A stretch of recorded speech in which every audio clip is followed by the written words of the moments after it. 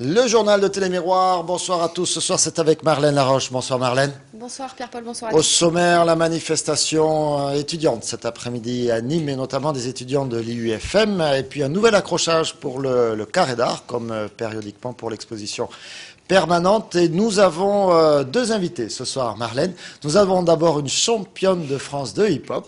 Bonsoir. Et oui, elle est avec nous, elle s'appelle Alicia, elle est de Bagnols-sur-Cèze, mais elle s'entraîne dans un club à Nîmes, donc petit cocorico ce soir. Et puis Richard Flandin. Bonsoir. Vous êtes ex-conseiller municipal à Arles. Tout à fait, oui. Voilà, vous allez nous expliquer pourquoi, après donc la dernière campagne, la dernière élection au municipal, vous êtes devenu conseiller municipal, vous êtes toujours conseiller régional Languedoc-Roussillon, mais vous étiez devenu donc conseiller municipal à Arles et vous avez décidé de renoncer à ce poste-là. Vous allez nous expliquer pourquoi dans ce journal. C'est à vous, Marlène.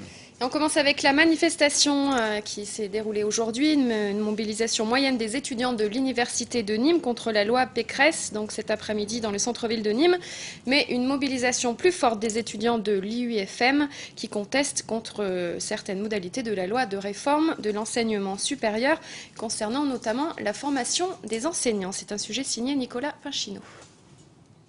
C'est une nouvelle journée nationale d'action contre les réformes de l'enseignement supérieur qui a eu du mal, sur Nîmes, à démarrer. À 13 h sur le site Vauban, une dizaine d'étudiants à peine étaient mobilisés. Personne ne bouge et c'est quand même impressionnant alors que les attaques elles n'ont jamais été aussi nombreuses et générales et dangereuses pour l'université. Et moi ce que je ne comprends pas c'est qu'une université comme Nîmes qui est déjà en grande difficulté où on n'est qu'une poignée à se mobiliser pour sauver notre université,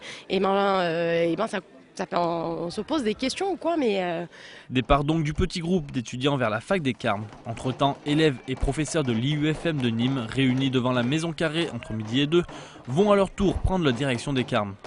Très mobilisé, l'IUFM de Nîmes ne compte pas relâcher la pression, notamment contre la mise en place du master tel qu'elle est présentée. Une année rémunérée qui disparaîtrait et à la place on aurait donc une année de formation de master non rémunérée avec très peu de stages sur le terrain, dont un seul au maximum de 108 heures serait rémunéré. La manifestation forte alors de 150 têtes prend ensuite le boulevard Gambetta. Bien encadré par la police, le cortège repasse par Vauban avant de redescendre le boulevard Victor Hugo pour terminer devant la préfecture en nombre plus restreint.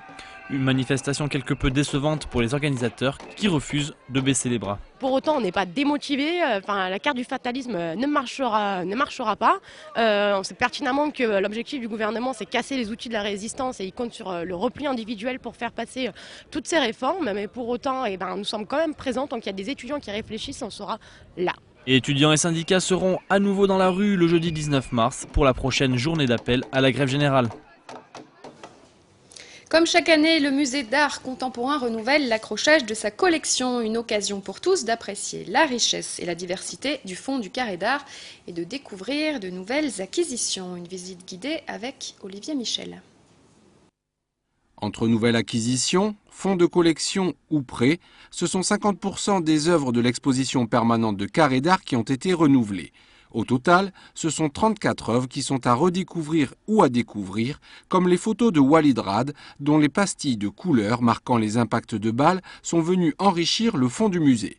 Constituer une collection, c'est aussi faire un peu comme du tricot, c'est-à-dire qu'on va mettre en relation des œuvres entre elles.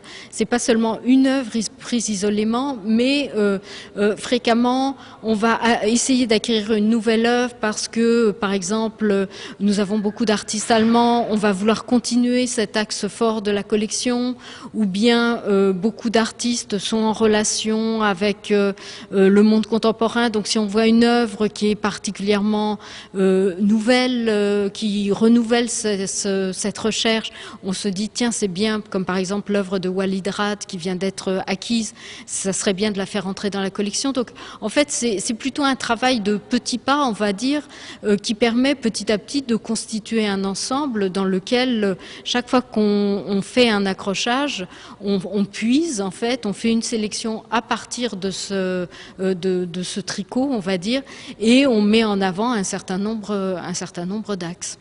Car si au XXe siècle, les mouvements artistiques étaient bien distincts entre impressionnisme, fauvisme ou cubisme, il en va aujourd'hui autrement. chaque artiste contemporain évoluant indépendamment. Heureusement pour vous, l'exposition est pensée selon un parcours précis. Donc en fait là l'accrochage, le parcours est un peu divisé en deux parties, avec une partie qui est plus axée sur le retentissement social de l'œuvre, la place de l'artiste dans son époque, avec des œuvres qui utilisent des matériaux contemporains comme l'affiche déchirée, qui font référence à la publicité, qui font référence au cinéma. Et puis une deuxième partie d'accrochage qui est plutôt une vision d'œuvres qui sont plus personnelles, on va dire, plus individuelles, mais qui retrouvent un petit peu le visiteur dans le fait que ce sont souvent des œuvres qui fonctionnent de façon allégorique et qui évoquent des choses qui ont une importance pas seulement pour l'artiste, mais pour toute personne humaine. L'exposition est à découvrir du mardi au dimanche de 10h à 18h.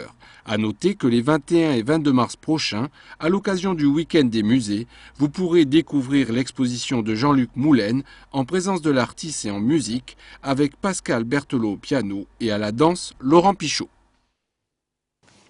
Une autre exposition de photographie, celle-ci intitulée Still Life au Muséum d'Histoire Naturelle. Thibaut Brunet, diplômé de l'École des Beaux-Arts de Nîmes, vous propose une vision sobre et teintée d'étrangeté du monde animal. Nicolas Pinchino. Peut-être une vie après l'École des Beaux-Arts, j'en sais rien. Je sais pas vraiment. Je suppose qu'il faut se bouger, quoi, c'est ça. Pour Thibaut Brunet, sorti de l'école des Beaux-Arts de Nîmes l'an dernier, c'était aujourd'hui sa première exposition d'artiste. Une exposition sur laquelle il travaille depuis plus d'1 an avec le Musée d'Histoire Naturelle. Ils ont l'habitude de venir travailler, de venir dessiner nos collections, de venir les étudier. Et du coup, quand il y a des projets, c'est intéressant de développer quelque chose d'un peu plus important et d'en faire une exposition. Ça nous donne un regard artistique sur nos collections qui sont scientifiques. Donc c'est un autre regard très intéressant. Thibaut a scanné une partie des animaux naturalisés dans les réserves du muséum pour présenter ses tirages photos surprenants. Le scanner laissant ressortir parfois certains détails, formes ou couleurs que l'on ne remarque pas forcément. Je voulais quelque chose qui se rapproche vraiment de la peinture, quelque chose qui soit proche de la peinture flamande. Et puis je voulais quelque chose avec les formes qui ressortent très très fort. Une exposition présentée jusqu'au 30 juin au Musée d'Histoire Naturelle dans la Galerie des Mammifères. Et nous vous rappelons que l'entrée du musée est libre et gratuite. Quant à l'artiste, il nourrit déjà de nouveaux projets. En ce moment, je suis sur les textures de peau qu'on utilise en images de synthèse et le jeu vidéo. Voilà, je travaille autour de ça.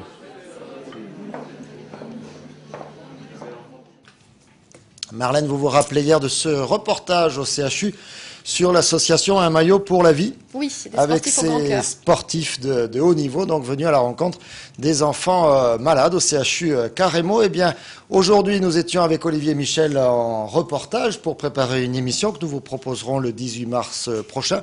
Une grande émission de présentation de différents services du CHU et nous étions dans le service pédiatrie, le même que nous avions visité hier. Et nous y avons retrouvé 2 joueurs du Nîmes Olympique, Saad Ichalalen et Jonathan Haïté, venus retrouver le petit Nasser qui est malade en longue maladie à l'hôpital est venu lui apporter donc un ballon et un maillot, le maillot de l'équipe de France.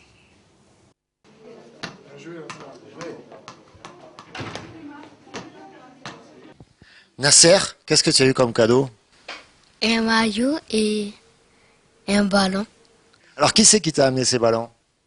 C'est lui. C'est qui lui? Saad. C'est Saad. Qu'est-ce qu'il fait Saad comme sport? Au foot. C'est un bon joueur? Oui. Saad, vous étiez là hier et puis de retour aujourd'hui parce qu'il manquait un ballon. Il fallait absolument offrir un ballon à Nasser. Bah écoutez, on en avait parlé un petit peu hier. Il m'avait demandé donc si c'était possible de lui ramener un maillot un maillot de l'équipe de France. Il est bien précisé. Et un ballon, et puis donc comme promis, je suis repassé aujourd'hui pour les lui déposer. Puis je repasserai le voir de temps en temps comme il me l'a demandé, quoi. Si ça lui fait plaisir, ça me fera du bien aussi. Voilà, Saad qui s'y connaît également en blessure. Il devrait recommencer à jouer avec la réserve du Nîmes Olympique. Je vous rappelle donc cette émission le 18 mars prochain à 18h45 sur le CHU Carrémo. Et puis encore un mot de sport avec l'USAM qui rencontre Dunkerque demain soir pour la 17e journée en Ligue 1 de handball. C'est un match ô combien crucial puisque les USAMistes restent sur 2 défaites, une à l'extérieur à Istres, dommage d'un petit but et une plus difficile à avaler à domicile face à Nantes. L'USAM est 11e, Dunkerque est 5e. Dunkerque compte notamment dans ses rangs un certain Ragnar Oskarsson qui était à Nîmes l'année dernière. On écoute Alain Porte au micro de Philippe Reg. À la halle polyvalente d'Istres le 28 février dernier, l'USAM aura tenu tête à son adversaire, tout au moins pendant 40 minutes. Ensuite, l'édifice usamiste s'est écroulé, faute de pouvoir faire tourner l'effectif, certains joueurs étant, sur l'instant, indisponibles. Un manque de profondeur de banc qui peut expliquer à lui seul le petit but d'écart à l'arrivée, mais le résultat de cette rencontre se solde par une défaite supplémentaire pour l'USAM Nimegard. Tout au moins, la réaction espérée par l'entraîneur semble s'être produite. Oui, là, aucune contestation possible. En se recentrant beaucoup sur ce qu'ils avaient à faire sur le terrain, quelle attitude avoir en défense, quelle attitude avoir en attaque, comment on était organisé. En se centrant là-dessus, on a retrouvé des notions de combativité quand même qu'on avait un petit peu délaissées contre Nantes. Donc à partir de là, au niveau du comportement d'homme, on peut dire qu'ils ont été au rendez-vous. À J-1 du duel face à Dunkerque, il est important de dresser l'état des effectifs. Vous savez, à Istres, on a subi la blessure de Benoît Chevalier à l'échauffement du match. Celle de Nicolas Malezevich qui s'aggravait en cours de match, donc on était privé de gaucher. Un petit peu comme souvent cette année d'ailleurs. Et puis Milan Korovic qui couvait une grippe a fait un mauvais match, donc voilà. Guillaume Sorina avait pris un coup à Istres et mardi soir sa cheville était assez douloureuse, mais a priori tout est rentré dans l'ordre. Maintenant, avoir des joueurs à 100% de leur capacité physique, j'ai bien compris que cette année ça serait impossible, donc on fera avec ce qu'on a, en étant le mieux organisé possible et avec du cœur. Dunkerque, récent vainqueur d'Aurillac, est classé 5e de la D1.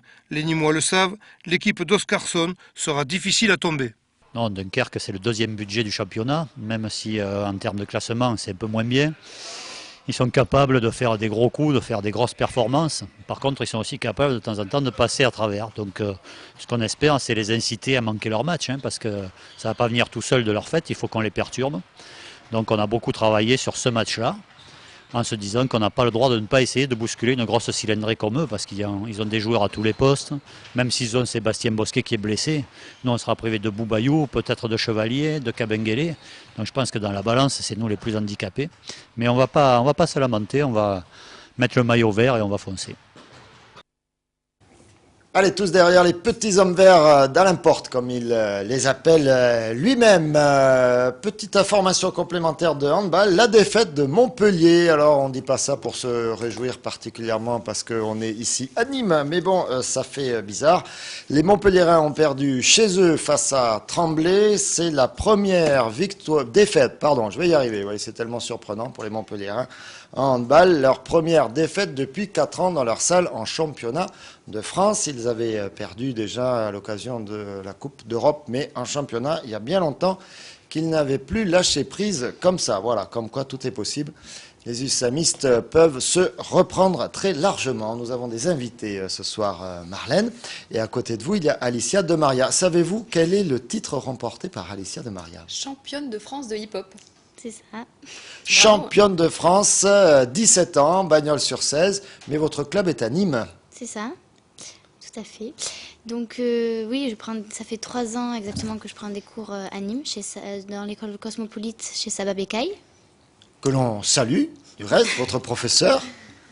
Oui, et donc je pratique du hip-hop, donc le new style, la house, le break, le raga et... je vais y arriver. Ça fait beaucoup de disciplines en tout cas. Ça en fait beaucoup, oui. Oui, assez, oui. Et vous les mélangez un petit peu aussi quand même Non. Non, surtout pas. Le new style, ça correspond à un rythme musical aussi? Non, pas forcément. Non, pas forcément. D'accord, c'est un style différent. Mais vous faites pas que du hip-hop, pas que de la danse break, tout ça. Vous faites aussi du classique. Du classique et du jazz. Et ça, vous le faites depuis très longtemps? J'ai commencé à l'âge de 4 ans et demi exactement. Ouais, d'accord. Donc mon école, elle est à Bagnols-sur-Cèze, chez Joël Xucla. Et depuis, ça fait 12 ans exactement maintenant que je danse du classique et du jazz. Et pour le championnat de France de hip-hop, du coup, comment ça s'est passé, les sélections? Les élections, on est arrivé le samedi, l'élection était à 16h. Donc on a pris un cours de 1 heure. Et ensuite, on a attendu un quart d'heure et les jurys ont délibéré pendant ce un quart d'heure-là. Vous étiez combien en fait à être sélectionnés? Une soixantaine. D'accord.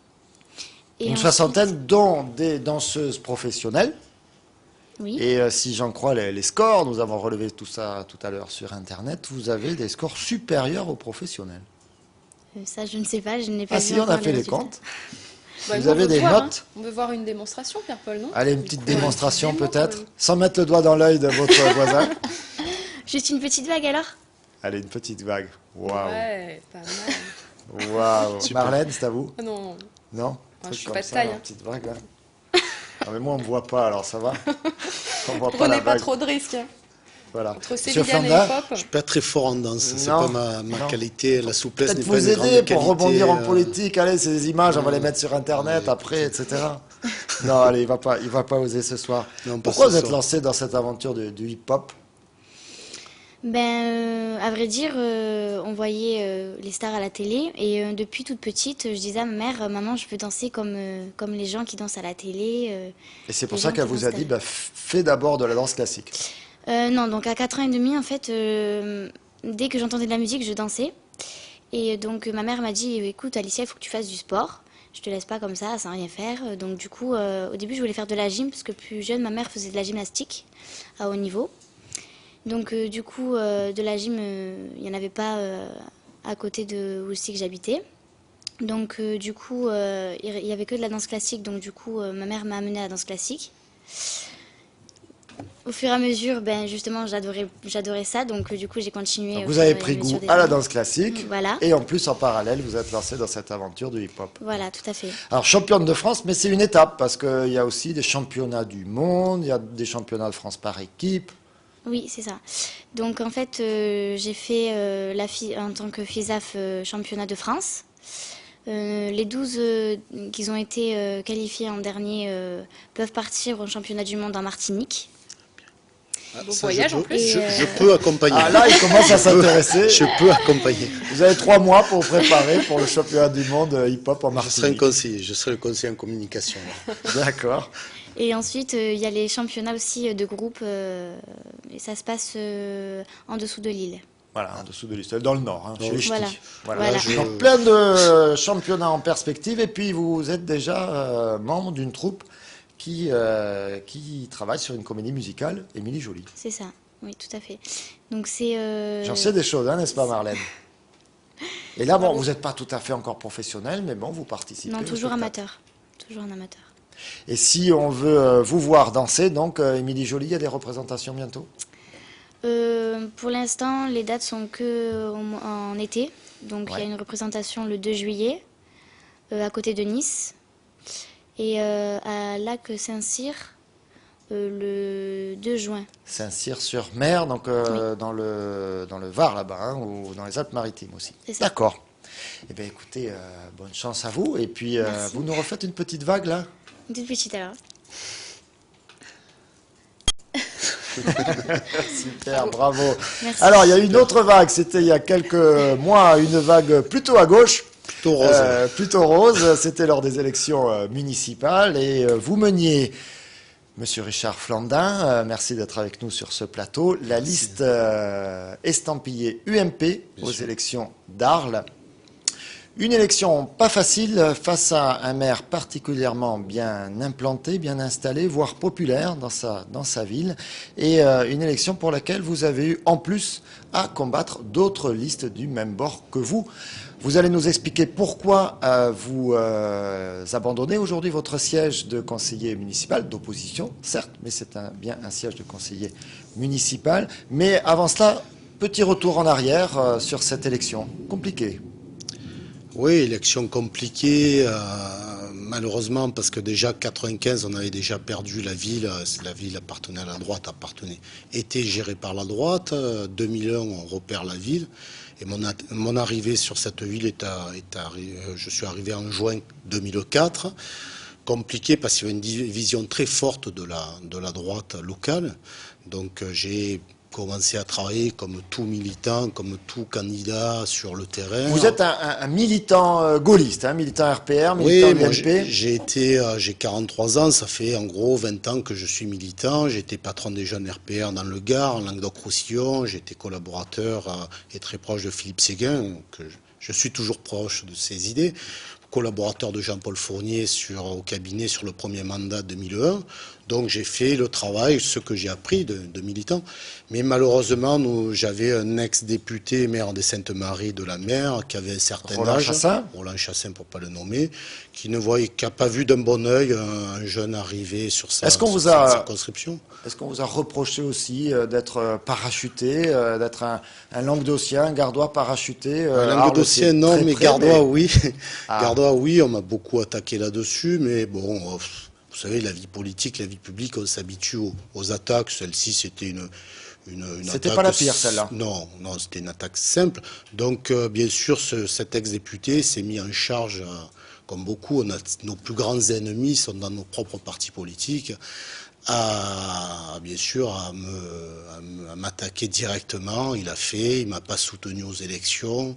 Il a réussi à motiver d'autres personnes pour partir contre notre liste. Bon, et voilà quoi. Donc le dégât était là. Donc listes une de droite morcelée. Un maire sortant droite, qui repasse dès le premier tour. Avec une vague très forte à gauche. En 2001, c'était une vague forte à gauche. Donc voilà, bien sûr, on fait quand même 18,5% au premier tour, puisque M. Schiavetti est passé au premier tour. C'était pas si mal que ça, le score n'était pas si mauvais. 4 listes de droite face à moi, on était 5 listes contre une seule de gauche. Le score n'est pas minable, il est honorable, il est surtout, après 4 ans de travail sérieux sur le terrain. Moi, c'est vrai que le potentiel était sur l'avenir. J'avais fait une liste relativement jeune de jeunes élus qui sont en place. Et donc, on a eu 4500 voix. Je remercie ces Arlésiens qui m'ont fait confiance. Moi, je reste à Arles aujourd'hui. Simplement, donc aujourd'hui, dans une information révélée par nos confrères de la Provence, on a eu l'occasion d'en parler sur ce plateau. Et c'est pourquoi nous vous avons invité ce soir. Quelques jours après, donc, vous avez adressé ce courrier de démission au maire d'Arles. Une explication sur ce choix de la démission aujourd'hui? Moi, je ne suis pas un alimentaire de la vie politique. Je ne suis pas financé par des partis politiques. Donc, j'ai un métier, j'ai 3 enfants. Donc, à 43 ans, il faut faire un choix politique ou un choix professionnel. Et je pense que j'ai un âge où je peux évoluer et grandir dans ma profession. Je travaille pour un grand groupe industriel et qui travaille beaucoup avec les collectivités. Donc, j'étais mal à l'aise de travailler avec la gauche et la droite et en étant... Les collectivités sont vos clients en fait. Oui, les collectivités locales majeurs, sont vos clients. Donc j'ai préféré prendre 3 ans, 4 ans, on va voir, la vie publique et politique. Il y a 2 ans, j'aurais peut-être pas pensé, dit la même chose. Donc aujourd'hui, je me donne un peu de temps pour me reconstruire et essayer de faire une partie de ma carrière. Pour rebondir, peut-être à Arles, peut-être ailleurs? Non, ailleurs non. Si je rebondis, ça sera sur Arles. On ne change pas, on n'est pas des girouettes, mais bon, ça sera sur Arles. Vous n'êtes pas un spécialiste du parachute, simplement. Vous êtes toujours conseiller régional Languedoc-Roussillon, donc là c'est un mandat qui va sur sa fin. C'est mon 2e mandat, oui. Sont prévus pour 2010. Il y a actuellement un débat au sein de votre famille politique, au sein de l'UMP, pour savoir qui sera tête de liste de l'UMP au régional. Vous pouvez nous donner, vous, votre tendance, votre choix, plutôt Christophe Rivinc le Gardois ou plutôt Raymond Couder le Biterrois, Christian Jean-Jean? Moi je trouve que c'est dommage. Je suis très content, très heureux que vous me posiez cette question. Parce que je trouve dommage... Est-ce que vous allez y répondre? Bien sûr que j'y réponds, bien sûr. Je trouve dommage qu'à 10 mois, 11 mois des régionales, on se pose cette question. On est dans l'opposition depuis 2004 à M. Fraîche. On sait très bien que M. Couder est sénateur et maire, il aura un problème de cumul de mandat. M. Jean-Jean d'un certain âge, a été député. On a 2 jeunes en face. Caxex, qui vient juste d'être élu maire de Prades. Je ne vois pas comment il peut faire dans les Pyrénées-Orientales. Dans les Pyrénées-Orientales. Je ne vois pas comment il peut faire pour être président de région. Démissionner au bout de quelques temps, après avoir gagné une ville, je ne crois pas.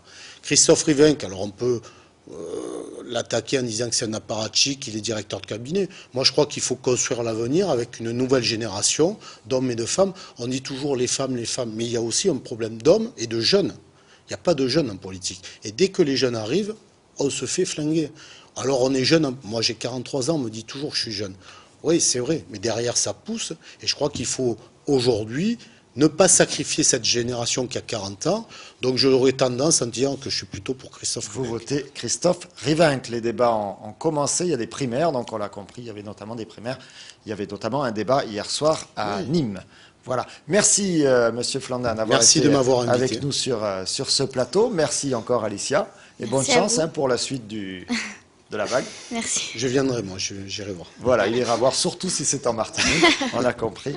Marlène, c'est tout pour le journal. C'est tout pour ce soir. Bonne soirée à tous. Avec, dans un instant, les prolongations de Croco, plus l'avant-match. Avant-match Ajaccio. Ajaccio, ce sera samedi à 17h. Attention, c'est pas retransmis à la télévision. Et ça a été décalé puisque Ajaccio jouait hier soir en Coupe de France et qu'ils ont été éliminés du reste. Et puis à 21h, noir et blanc, on va s'intéresser à cette statue de Camarina qui sera érigée dans très peu de temps à Sénas.